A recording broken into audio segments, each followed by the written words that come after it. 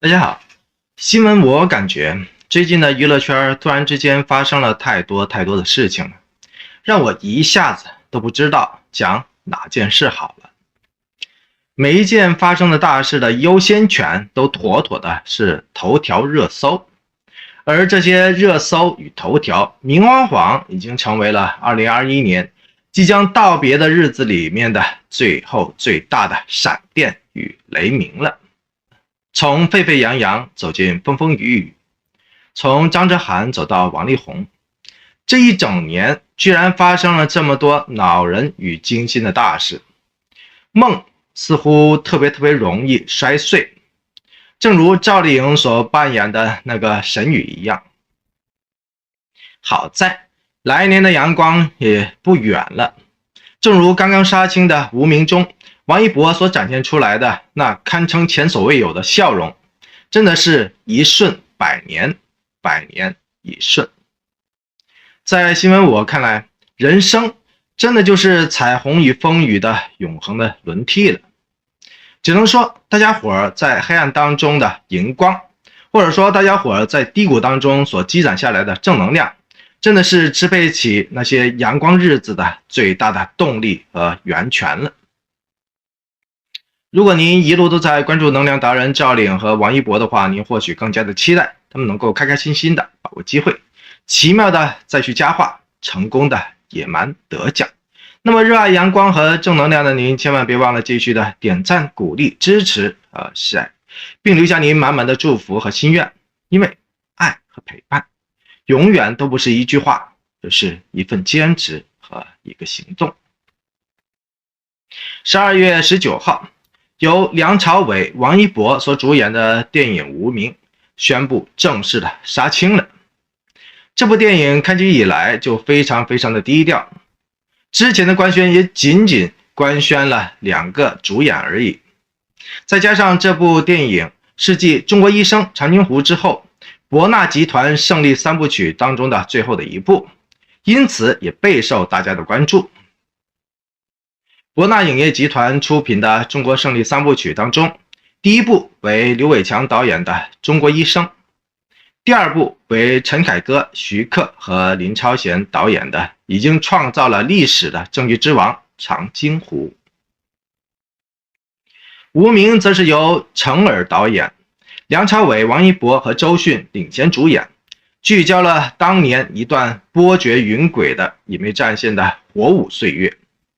讲述了地下工作者们冒着自己的生命危险传递情报，并用自己的生命与热血保卫家国的深情的故事。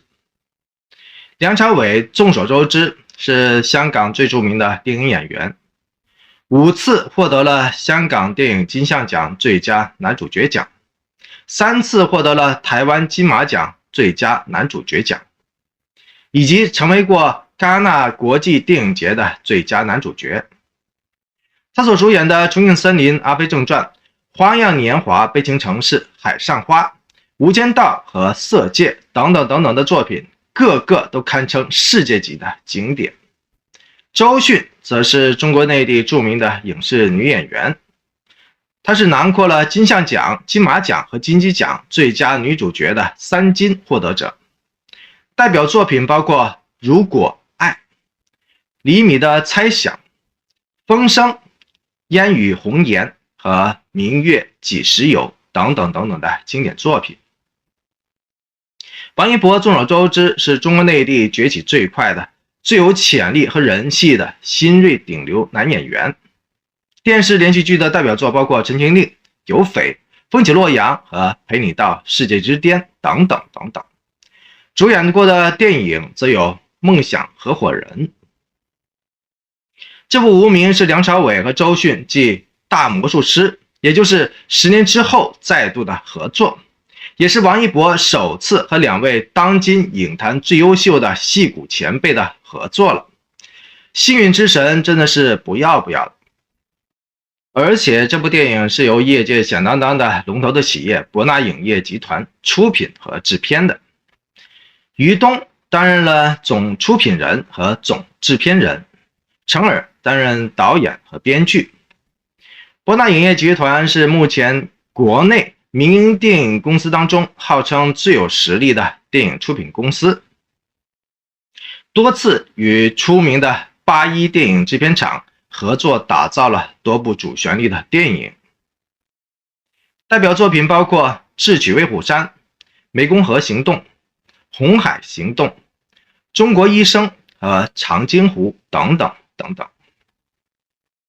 陈尔也是大名鼎鼎的中国内地著名的电影导演，代表作品包括《边界风云》、《犯罪分子》、《不浪漫》和《罗曼蒂克消亡史》等等等等的经典的电影。陈尔更是凭借着他那部《边界风云》获得了第13届华语电影传媒大奖最佳电影和最佳新导演奖。根据这部无名的剧情的简介，这部电影妥妥又是一部主旋律回响的悬疑谍战片。影片的风格应该与张艺谋所导演的《悬崖之上》以及陈国富导演的《风声》有高度的相似性。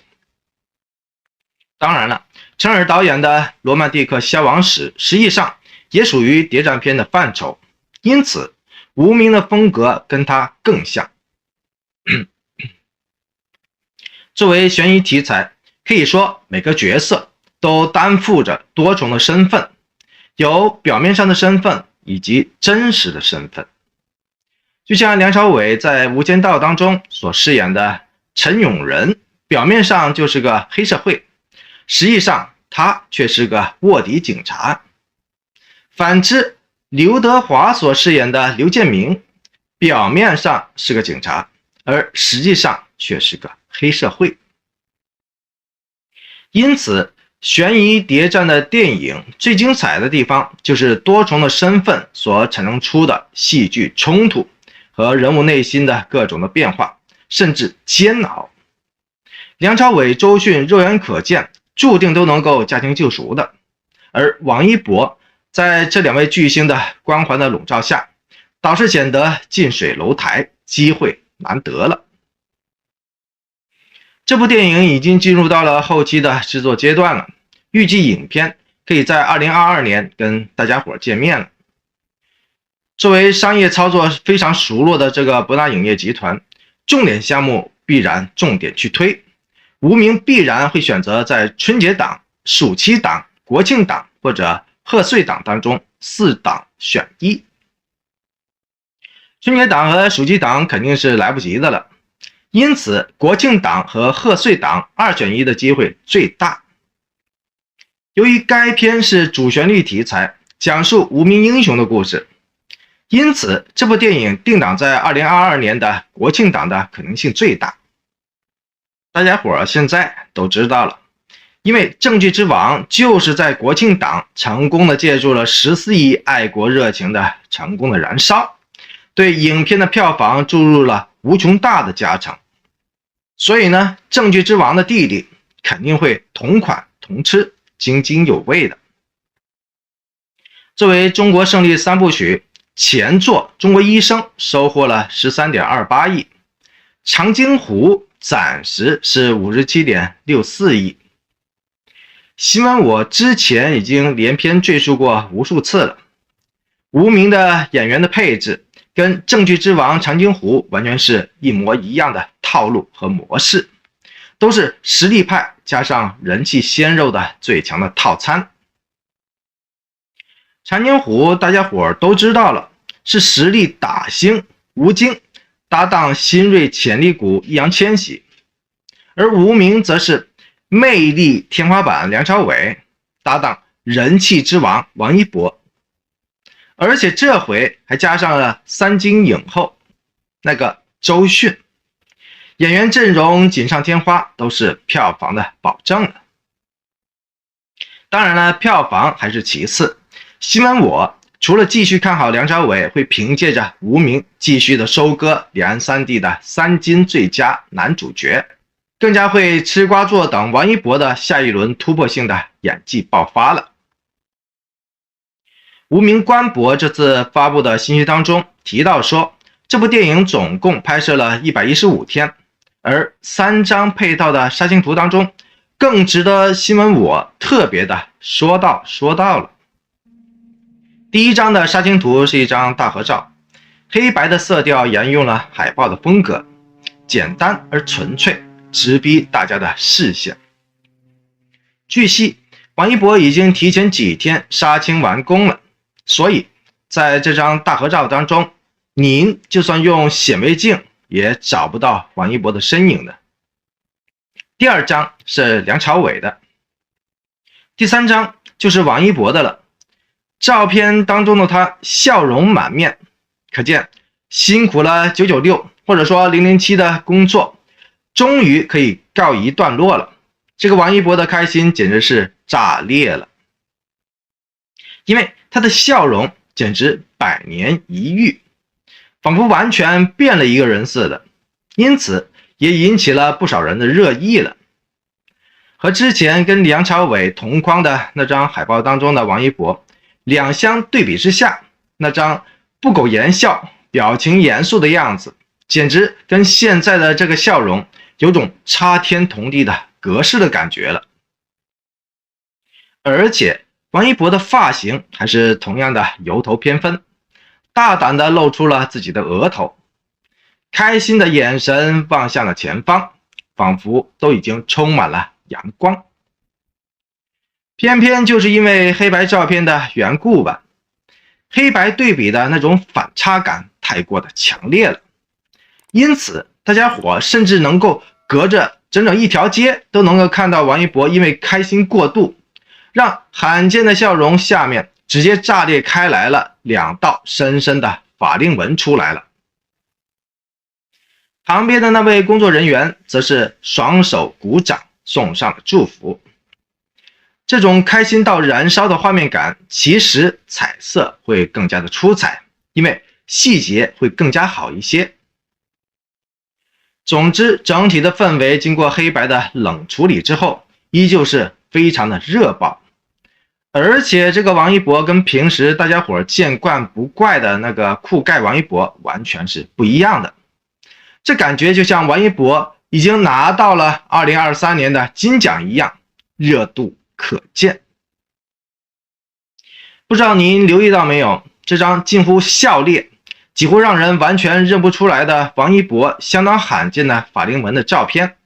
在娱乐圈当中很容易就能够找得到同款，而且还是反差特别大的、优劣特别明显的那种同款。其中长相特别普通，但是名气又特别大的杨紫，就是那么一个法令纹毁容的反面的教材了。他不笑的时候，大家伙很难发现，但是杨紫一笑起来就完了，那深深的法令纹骤然之间就把他的年龄提升了10岁不止了。搞笑的是，戏精刘涛曾经安慰杨紫说，每个人笑起来的法令纹都在所难免啦，这叫气质美。结果呢，杨紫也是认真认衰，直接的回怼说，我不笑都有啊。这种无惧自黑的大度，我还是要给满分的。老实说，今晚我仔细翻看杨紫以前的那些影视作品，都不难看出法令纹这玩意儿，自打她出道以来，甚至于说自打她幼儿园开始，就一直困扰着她了。她的悲催也是肉眼可见的了。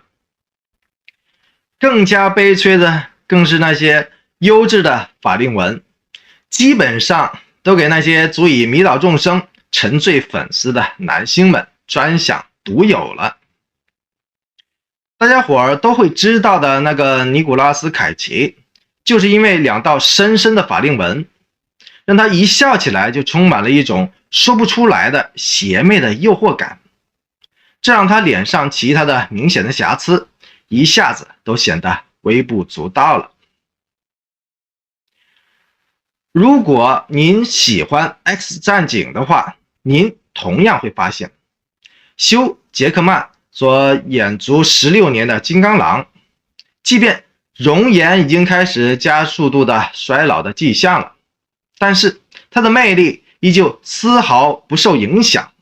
您猜这是为什么呢？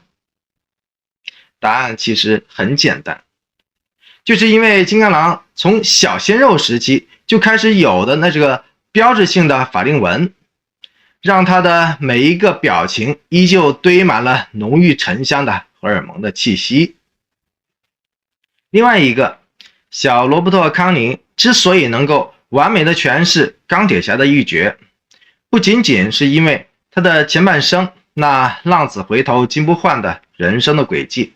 跟托尼·斯塔克从一个花花公子蜕变成为大英雄的轨迹完全是不谋而合。而且老实的说，年轻时期的他虽然帅气又拉风，但是远远比不上现在的他浑身上下都散发出的那种玩世不恭的迷人的气质。这完完全全是因为他那超级深刻的法令纹的给力加持了，这赋予了他更多的浮华过后的那一种刀削过后的深刻与成熟。总之，王一博这样笑下去的话，开裂下去的话，我看好他的法令纹，或者说他的那些好看的褶子，也照样可以成为越陈越香的美酒，让所有的迷弟迷妹们前赴后继沉醉进去的。我感觉无名的剧组也是非常的有心，故意的把百年不遇的王一博的法令纹给故意的展现了出来，这是否就预示着明年的无名也会同样的炸裂开来呢？如果您感觉是的话，不妨大力的在评论区当中打入炸裂法令纹这5个字，因为我们中国人特别讲究意头，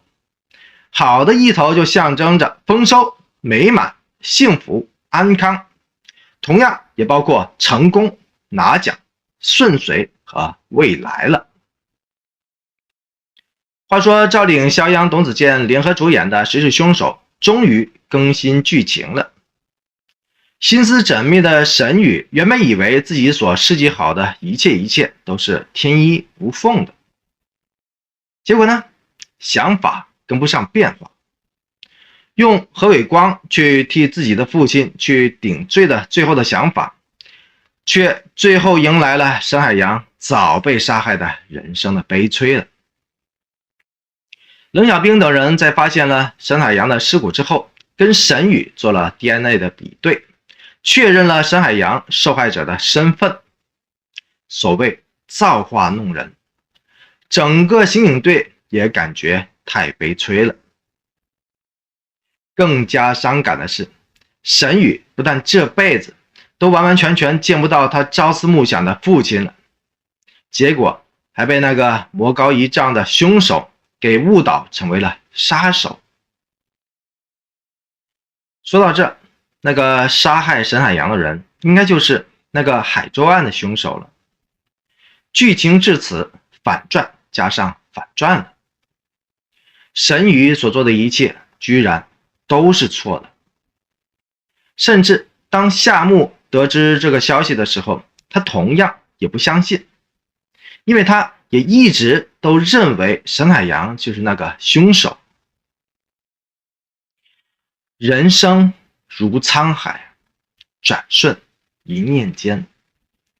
话说沈宇收到短信的时候，短信里面都是他的希望之火。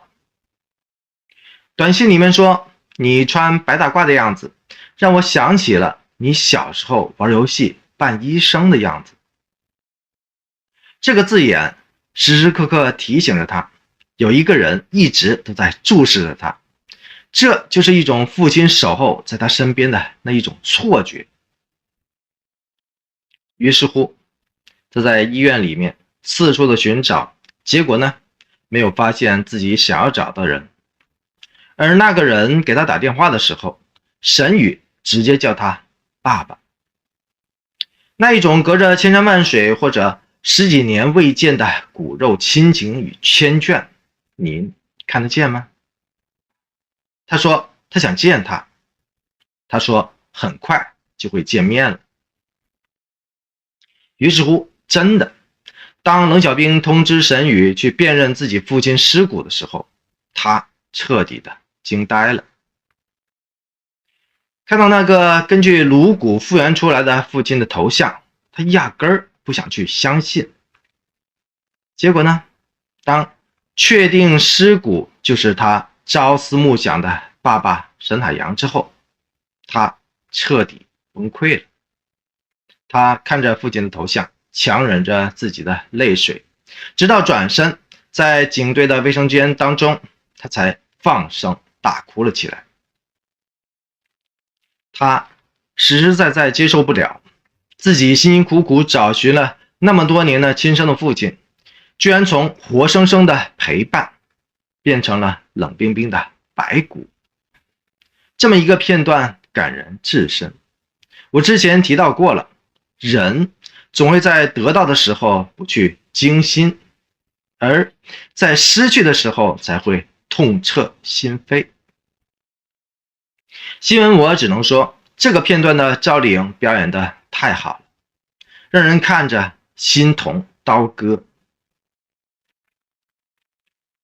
这个沈宇永远都看似那么的坚强，然而呢，有血有肉的他内心是极其柔软的，而这极其柔软的全部就是他的父亲了。而他的父亲永远都是他挥之不去的精神上的软肋。新闻我感觉世界上最好的演技就是戏人合一了，